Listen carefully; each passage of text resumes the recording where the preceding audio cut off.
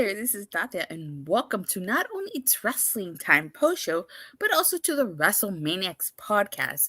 It is Saturday, October 5th, 2024, and tonight I'll be talking about WWE Bad Blood, but I'm not alone. Joining me for this review, back from the dead, is Josh. I am back. Yes, that's right. And better than ever. I mean, again, I didn't have the space here to actually rise up like Undertaker would, but definitely if I did, I definitely would. Maybe next time I'll pull a Joe Hendry and just turn around and smile real big like that, right? Well, Something it's to that good to have you effect. back, Josh. Where have you been? I'm sure the A-plusers have missed you over there on Oh, yeah. WrestleManiacs. You've God. been Well, MIA. just between a job I had, a little short stint job, had me working from 7 to 10 to 11 at night, every weekday, and sometimes even weekends. So never had time to really watch anything, but definitely now back at home, working from home and on a normal, regular schedule. So definitely be on the lookout for more reviews and more stuff. And I'm actually thinking of actually dropping my part one of my New World Order series. I'm kind of going back and forth. So a little teaser there, maybe in a couple of weeks, but definitely want to start that too. It's not a bad pay-per-view tonight. Was decent. Yes, there was a decent pay-per-view. So much happened today. But let's get into it. Let's kick things off talking about the main event. It was Cody Rhodes and Roman versus the Bloodline. Michael says, "Hey guys, hey." So I told myself, okay, there has to be a reason this is a main event because I felt like this could have gone second to last. For sure. Overall, I thought the match was pretty decent. I felt sorry for Cody because he got isolated from Roman Reigns, but I feel like they did that on purpose. You know, you could tell that they really tried their hardest to avoid an interaction between Roman Reigns and Jacob Fatu here. For sure. And I mean, definitely, the whole entire match, I had to laugh, though, because I mean, I said it on Twitter and I'll say it again. Solo the crowd called him out on he can't wrestle. If you watch anytime he would hit Cody Rhodes, and especially when he hit his body splash in the corner, he'd stop. Or the worst time, I think, was when he actually, I think it was Solo did the running butt bump, into Roman's head, and then Jacob Fatu did it right next after him. Total difference. So, I mean, to me, it was just killer. I mean, I hate to say it, this exposed to me Solo Sikoa so bad. So terrible. I also got to bring up breaking news. Kevin Owens, Cody Rhodes. Okay, we'll talk about that after we finish talking about the main event. We'll bring that up because it all ties in. Roman got cheers over Cody Wild. Yeah. All right, so Jimmy Uso made his grand return to this match. If you remember, the new Bloodline took out Jimmy Uso, so it's only a matter of time before Jay reunites with them. Speaking of Jimmy, though, like we had this moment where he and Roman were just hugging, and like even at the end, he reached Roman's hand, which, it's good that they're back together because we know where this is going. We know what this is setting up. I agree. And I really like the shirts. They not the ones. I thought that's pretty good. And I really did like it because you could tell, I say genuine emotion. We all know what's really how it goes here and how the pudding's made. But they really made you feel like, wow, they're actually really back together again. And hopefully Jimmy can use this as a launching point to become a star like his brother has. That's what I'm hoping for. Ram Jam says, "How's it going, guys? It's going good. Like I said, Going Josh great. is back from the dead, so." Jimmy returning was surprising. Didn't expect him to return. Yeah, I was kind of surprised to see Jimmy return. I was not expecting him at all. I have to say, though, when this match ended, so the match ended with Roman Reigns spearing Solo Sikoa, so Cody and Roman Reigns won here. So I was like, that's it? That's why this match main evented? I'm like, Jimmy Uso come back. This could have gone on second to last. So at the end, the new Bloodline attacked Cody Rhodes, and you could see it seemed like Roman was kind of hesitant to help Cody. Jimmy had to talk him into it. Well, it was one time. I mean, you heard Roman say that was just a one-time thing, one-time special. Yeah. Didn't Solo say that losing has consequences? He did say that, and he was the one that got pinned. I think what you mentioned a while back is coming true. I think it's only a matter of time before Solo Sikoa gets the boot, and maybe Hikuleo takes his place. Yeah, I mean, because again, this exposed him so bad. To me, I mean, when you can't put Solo Sikoa and Jacob Fatu in the same match and not expect Jacob Fatu to just basically overshadow. I mean, I felt bad for him, really, because I thought really at this point, what happened at the end, I thought that was going to be the time Solo was going to go. And I really think this foreshadowed that, yeah, Solo's not going to be tribal chief for much longer. There's a different person there coming up. This was a good setup for Survivor Series. Old Bloodline, yeah, it's definitely setting up the men's Survivor Series. I think we'll get Roman Cody 3 at the Rumble. I definitely do see that happening. We'll talk about that right now, Io and the rest of you guys. Everybody's just like jumping ahead in the chat. Yeah. Of course, after that beatdown, I kind of felt like this ending was taking a little too long. I'm like, okay, something has to happen. This is taking forever. And of course, the final boss himself is back. This is actually a really sick shot, if you ask me. He actually saved the PLE. The Rock finally saved the PLE like he claims. He actually saved it. So then he does his famous eyebrow, and he does that. He does like 2, 4, and then he went like that. So he's obviously sending a message to both Cody Rhodes and Roman Reigns. And this too. I mean, not since a person we can't talk about has done that. I was surprised they showed that on TV, but hey, it's The Rock. He does what he wants. Final boss is back. Let's see. The main event was good. We got The Rock in the end, which didn't surprise me. Yeah, I kind of heard that there were rumors The Rock was going to show up. So when this main event hit, I'm like, okay, it makes sense that The Rock is coming back. Right. Solo secretly taking orders from The Rock. I thought, yeah, I think everybody is suspecting that The Rock is taking orders from Solo. This is why I think what you said, how Solo is going to get kicked out. I think The Rock is going to give the orders to the Bloodline to kick. It's going to be an evolution style, like. Oh, I so hope so. The Rock is going to play the role of Triple H, and Solo Sikoa is going to play the role of Randy Orton here. Yep. If I'm The Rock, I would call Solo on it. Yep, definitely. Yeah, so, I really like the fact that Cody and Roman were kind of just standing there on that one spot where Roman gave Cody the belt back and he was just looking at it. Yeah, they're definitely setting up another match there. But this is interesting. I can't wait to see what they do for Friday Night SmackDown. Well, I liked in the match, too. The commentary pulled the fact out that, Cody and Roman really never talked to each other throughout the match, where Solo and Jacob at least would talk, hey, let's do this, let's do that. So I did like that they really did. And they didn't have the handshake at the end that, I was expecting. I'm like, okay, don't shake hands. And you could tell Roman was kind of like, you're good, and then walked off. So really, I thought it was pretty good. Definitely. But the story doesn't end there. Cody Rhodes was attacked by Kevin Owens as he was entering his bus. We all knew that the heel turn was coming. I thought it was going to happen during Bad Blood, but it happened afterwards. I actually really like the fact that it happened post pay-per-view and not on SmackDown. I think it adds a lot of bit more realism to it because, as you can tell, Kevin Owens was upset. He was pissed off that Cody Rhodes was teaming up with Roman Reigns. So I actually really liked it. Oh, and plus it was great because a lot of the fan cam footage was great, and you could tell that they really laid it in most of the time. And to me, I mean, who the heck knew that Kevin drove an amazing car like he did? I don't know if you saw the car that he drove. Yeah. Off, but good God, I was like, wow, I did not see that coming. But, I really like that. To me, it really did feel like the way they set it up to where there's Cody's bus, there's Kevin's car. So it really looked like a real argument between friends of like, hey, what the heck's the deal, man? So it was so well done. I really did enjoy that. And to me, it's been teased for so long. And especially the, hey, I said we'll talk about it later on SmackDown that they alluded to. It was great. Great time. Yeah, definitely. That was great. And it gets them away from Solo, which thank God. We need that away. We don't need Cody in the Bloodline no more. I don't want to hear it. Yeah, I don't think the feud with probably. Huh? I don't think we're probably not done with that story, but I mean, for now, it's a good appetizer, let's say, for something better. I think probably the ending to Cody's story with the Bloodline should be him and Roman. I think that should be the end. But I definitely think that right now they're gonna focus on setting up the War Games match for the Bloodline. For sure. And William Regal is back, so he can actually say War Games. Yeah, for sure he can. Or do you have anything else you want to say about the main event, The Rock and Jimmy returning before we move on to the next thing? Jimmy returning was good. I think I really kind of felt like this match, I hate to say it, I'm going to say I think it was the worst match of the night, to be honest with you, because it just dragged and dragged and dragged. And I'm like, my God, I know The Rock's coming back. Let's get it over with. To me, it felt like it dragged. I wouldn't call this a main event. To me, this was more of a segment than a main event to me. It was the worst match to me. I feel like the ending did drag, but I don't think this was the worst match of the night. I don't know. I still think so. But again, I mean, we'll talk about it, and I'll tell you what I thought the best match, which you probably obviously can guess, but I'll tell you in comparison why I think this is the worst. Okay. All right.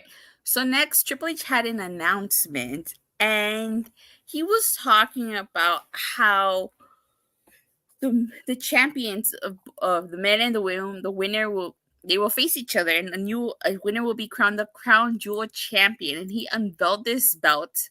Ugly ass belt. Just call it what it is.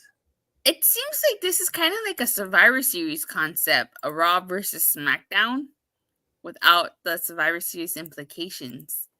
Yeah, I don't want to say it made me think like they were doing a UFC inspired title necessarily, but God, that thing was ugly as hell. I feel like this segment dragged because afterwards Gunter came out and you remember how he said Bill Goldberg was his favorite? Oh, I mean, poor Sami Zayn. Poor Sami Zayn. I mean, the crowd wanted Goldberg versus Gunther, and he comes out and beats him up, which is all well and good, I guess. But to me, I'm like, I don't give a damn about Sami now. Give me Goldberg and Gunther. That belt is beautiful. Come on, Josh. I love Josh. There was even a worse match tonight than the main event. Okay, I'll say one thing about the belt. Had they, every pay-per-view they have in Saudi Arabia, they have that, what is it, the Falcon or whatever, the bird. Now, if they had something like that, I thought that'd been cool. But to me, I just hate that damn thing. I don't like it. So Gunter calls Goldberg a one-trick phony, and he says he hopes he's a better father than he was wrestler. And yes, and then Sami attacks Gunter. I really don't know if this segment is supposed to set up Gunter versus Goldberg, or if it's supposed to just add to the rivalry between Sami and Gunter. Oh, and the fact that he said, "Come on, Goldberg, I got 3 minutes for you." I thought, "Oh my God, that was greatness." Again, look, I'm a Goldberg mark. Okay, again, granted, I think he should win the world title. No, I am not gonna put that in the universe. Please, for God's sakes, do not make him win the title from Gunther. But it is a way to get him over. And to me, I think Goldberg has talked about how much he really appreciates Gunther's realness. So to me, I wouldn't be upset watching Gunther beat Goldberg at this point. Who cares about a Saudi belt? Although I thought Braun Strowman won a title at Crown Jewel. No, he won like Greatest he Royal did. Rumble, wasn't it? Yeah, or Greatest something. Royal Rumble, yeah. He hasn't defended it all. So he's technically the longest reigning champion, I guess, now, truly.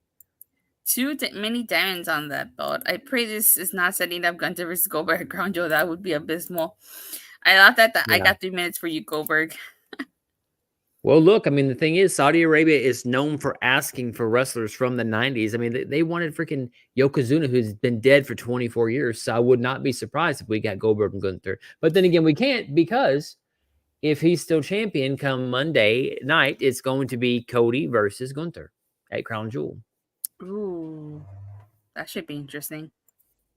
Oh, God, such a long, drawn-out match. Cody, again, if Mama Rhodes can hold him bloodied and battered, I'm all for it. All right. So now let's talk about this Hell in a Cell match, which kicked off CM Punk versus Drew McIntyre. Honestly, this should have been the main event. Match of the night. Match of the last 3 months, 6 months, hell, the year, I would dare say. Gunter stealing Eric Bischoff's 3-minute line. Really? Yeah, this was my favorite match of the entire night. Oh my God. This was art. If you want to talk about Cody's stories being artful, being cinema, this is what wrestling is. Now, granted, again, we had some gratuitous stuff in there. I will agree. Even my wife was like, God, they're shooting each other, stabbing each other with, wrenches. But, I mean, look, AEW had a syringe the last time. So to me, there was so much throwback. I mean, you had McIntyre bleeding from the head in the sharpshooter. I thought, God, they're pulling back Austin and Brett right there. I really thought McIntyre was going to pass out at that point, which I'd have been fine with that finish. I thought that would have been a better finish, truly. Hell in a Cell was bossy. I didn't watch the match, but it was definitely great. You should definitely watch it. Brock Lesnar versus Gunter would be epic. I think that's a match everybody wants to see. I believe it's champ versus champ for the Crown Jewel belt. So basically, Gunter, Cody, Liv, Nia. Okay. But yeah, this was great. I mean, I was like, oh my God, they're killing each other. When he stabbed him with that wrench, I was like, oh my God. And apparently I read that, that McIntyre actually got 16 stitches. So he really, truly was hard way busted open when he got hit in the face with that toolbox. Right here. This image. God, this was badass, actually. And it pissed me off. They kept wiping his face. I'm like, damn it, just leave it. But I understand they have to do it for, the safety, I guess. But still, I was like, come on, guys. But I like that McIntyre didn't let them do it. He kind of pushed him away and was like, no, I've got business. So I thought that was awesome. Oh, And then we got Punk also bleeding. You know, I never had blood pour in my eyes, but I have had sweat, and that's uncomfortable. But the headshots though tonight, I was like, Yeah. wow, I have not seen headshots like that in a long. This was attitude. This could have fit in the attitude era or ruthless aggression era easily. Yeah.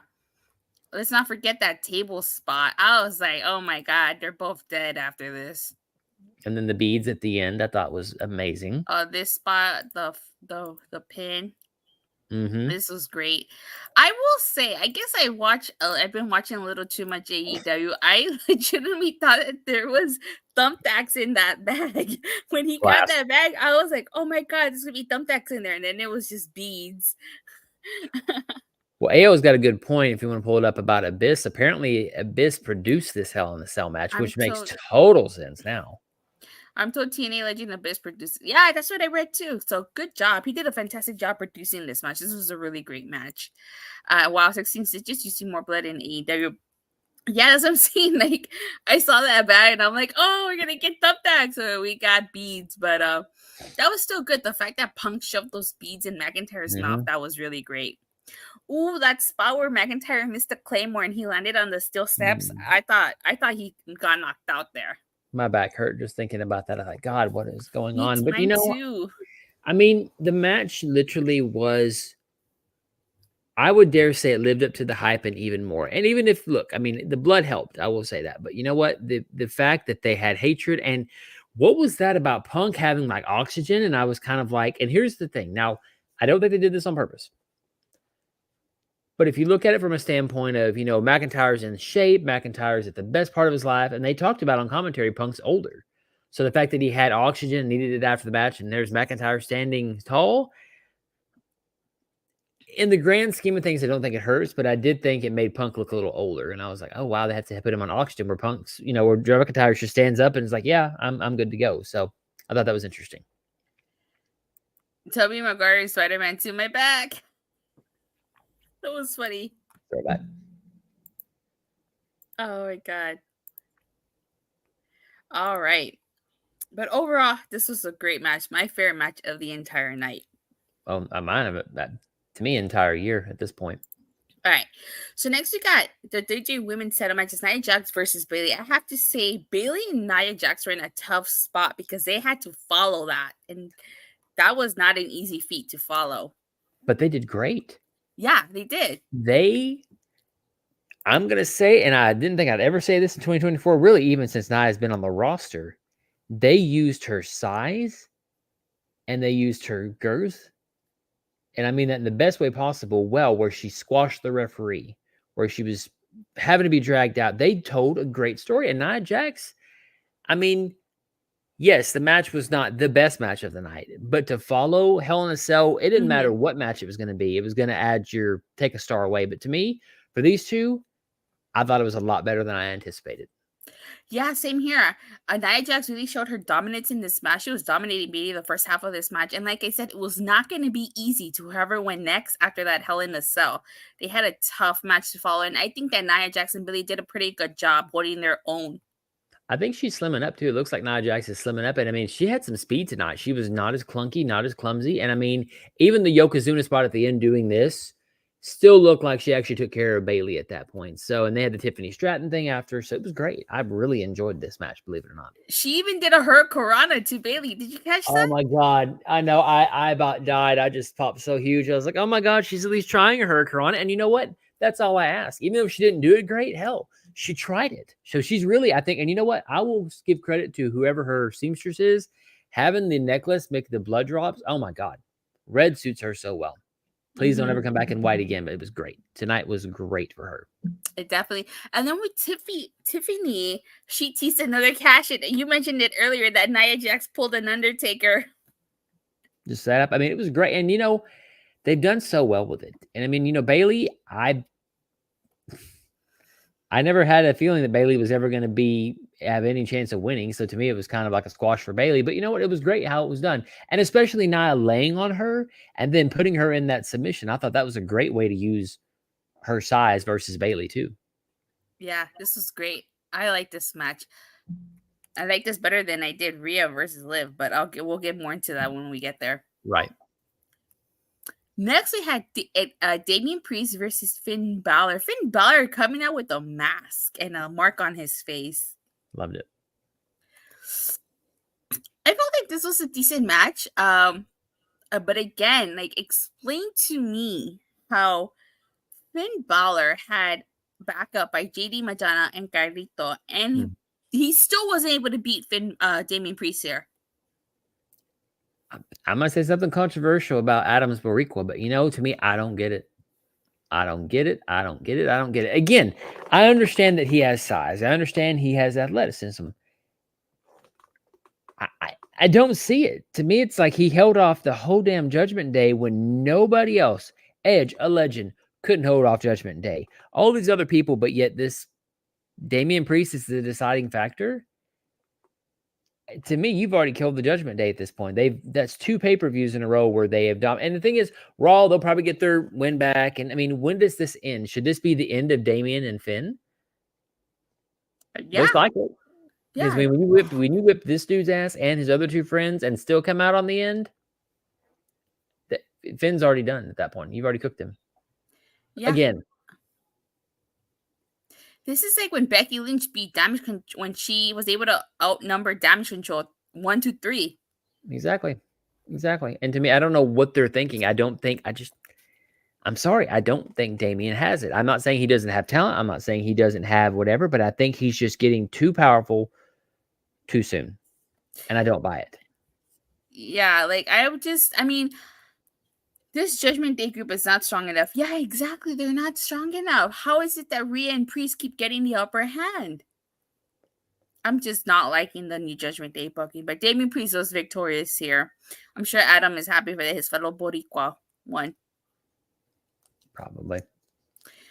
All right. So after this when we get a Triple H announcement. We talked about that. So let's go ahead and talk about let me see. Damian is just too a likable guy. Yeah, that's true.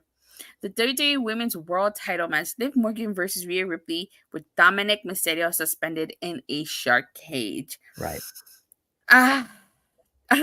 Before we talk about the match, I don't know if you were paying attention to commentary,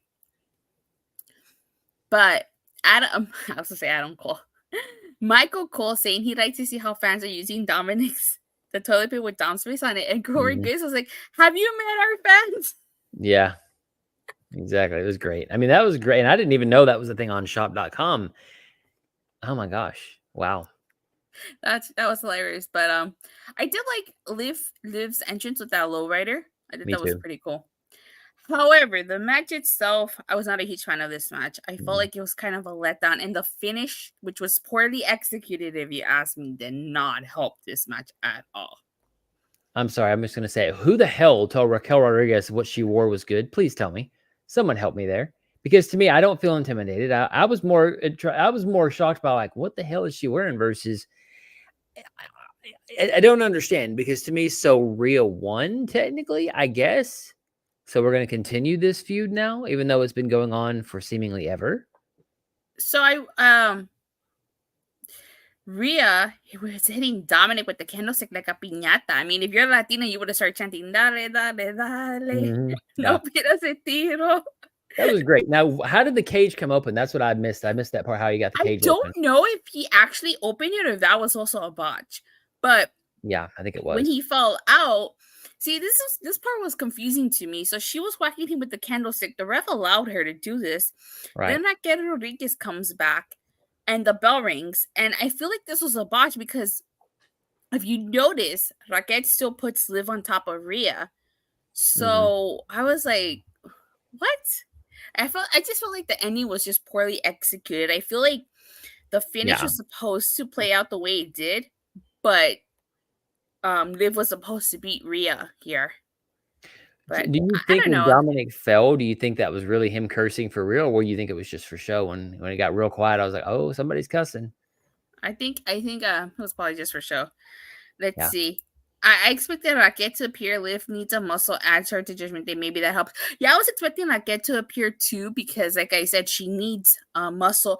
And Liv Morgan said it herself. She was gonna beat Rhea Ripley because she was smarter than her. But you know what I was kind of hoping for, and I know this is a throwback to 96 and Gold Dust in China, but I would have loved it. Rhea, of course, wins. Or not wins. Liv wins with a masked woman, right? So we don't know who the hell this person is. The next night on Raw, or the next, whatever, 2 days later on Raw, let's say Liv fights Zelina, would be perfect. All of a sudden, Zelina's about to win, whatever, and all of a sudden this woman just grabs her and just shakes the bejesus out of her. Oh my God, she's going to break her in half. Who is that? And then you reveal, holy crap, it's Raquel Rodriguez who was helping her. To me, that would have been more effective because, like you said, it was such a botched, like, who is that? Oh, it's Raquel. Oh, so she did her Tejana bomb. Cool. And then I thought, really, for a second, when she picked up Liv, I was like, is she going to hit the Tejana bomb on her too? Because you picked her up like she was going to do it to her too. Mhm. So I think they did mess up somewhere. I think somebody, because if you notice, the bell just rang suddenly. It's like, hey, we're done here. So yeah, I think it was a botch. Michael, if I was in the crowd, she would have chanted that piñata song. If I was in maybe, who knows? Maybe the fellow Latinos in there chanted that song. If you ever been to a Mexican party, you know what I'm talking about. Yep. But you know what, though, to me, I thought it was kind of I don't want to say a dig at Liv, but when she was like, hey, ref, I'm going to finish this match in a minute, I got something to take care of, I was kind of like, that's your world champion you're talking about. I get it in the grand scheme of things, but it shouldn't have been like, ref, I'll be back in a second. It should be like, do I pin Liv or do I go and get Dominic? And I think that should have played out differently than her saying, I'll be right back, I'll take care of this in a minute. To me, I don't know, it kind of cheapened the finish, I think. I don't know if Dom hanging upside down part was part of the show for Rhea. I don't know either. This, like I said, this whole ending was just really confusing. So I guess technically Rhea Ripley won, but she won by DQ. So I still want Raquel to open those bars like RoboCop just for the hell of the throwback. oh my God, are you serious? I loved it. All right. So overall, that concludes the review because we already talked about the main event. On a scale from 1 to a Sean Spears perfect 10, what would you rank tonight's show? I'm going to give it an 8 because I think, McIntyre and Punk was excellent. Bayley and Nia was fairly solid. Damian and Finn, I mean, the match was getting good. I think it just ended so abruptly. But I would think this is one of those that I think the McIntyre and the Punk is going to outlive this show. And I think it's going to be, from top to down, considered one of the better shows of the year, I think. Because of all the craziness that happened, because it was memorable. Let's just say memorable. Shock of the year. Rock returns or Jimmy returns, something like that, Don't forget Raquel Rodriguez. Yeah, and her stupid ass t-shirt, but yeah. So I really, the pay-per-view itself wasn't bad, but really what kind of didn't, the ending to Liv Morgan versus Rhea Ripley, just that didn't work for me. And the Triple H announcement, the whole segment with Gunter and stuff, I kind of wasn't a huge fan of it. So I'm going to give it an 8 out of 10 as well. Just because I did think overall the other matches were pretty decent. And I really liked the Hell in the Cell match. I mean, that was match of the night no matter what. But it's just, if the finish would have been a little bit better for Rhea and Liv, I could have given it a much higher score. Right. Although I do wish the one thing, if I had to change of the show, was if Gunter had called out Scott Steiner, because I just want to hear Scott Steiner get on a mic and have a live mic and talk about that, bastard Gunter. I also gave it a B-. So yeah, I can see that. Yeah, I agree. So now let's get into who won predictions. This should be interesting because you didn't tell me yet. I'm curious. I didn't tell you because I wanted to tell you live on the air. Okay. So based on the results, you actually won predictions. Yes. Because the only Is one it copyright to go yes now? Maybe not. Yeah, the only one you got wrong was Balor, and you got so lucky that ending was botched. Otherwise, you would have gotten Rhea wrong. You probably would have lost. Yep. Yeah, I was wondering if I'd won because I remember watching Liv and I was like, damn it, because I couldn't remember what I put on Rhea and Liv, but I'm sure it was pretty close though. It couldn't have been far off. No, yeah, it was close. You beat me by a point. What was the deciding factor, do you think? Was it The Rock coming, or was it what do you think was the deciding factor? The deciding factor, I think, was the Bloodline match. You picking Reigns and Cody really helped you, because had you not picked them, you would have had 7. You would have had 11 points. Wow. I'll be damned. I did not expect that at all. I'm shook. Believe it or not, I did not expect to win at all. I expected to be close in the running, but definitely not winning. I figured either you or Adam was going to win that one. You won. So, Josh, I acknowledge you at least Thank until you. Crown Jewel Right, 4 predictions weeks later. champion. 4 weeks later, 4 yeah, weeks later, it's okay. I'll enjoy my 4-week reign. It's fine.